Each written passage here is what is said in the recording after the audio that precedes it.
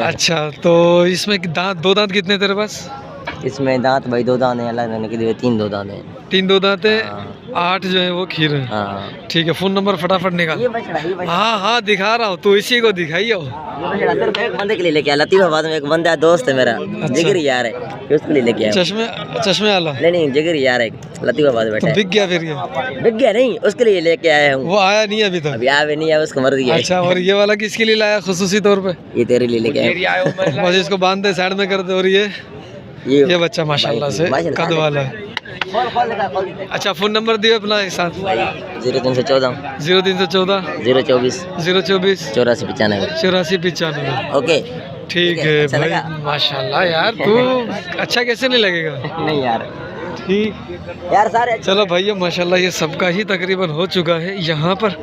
अब मैं आपको पिछले बछड़े दिखाता हूँ, पीछे की साइड बछड़े हैं।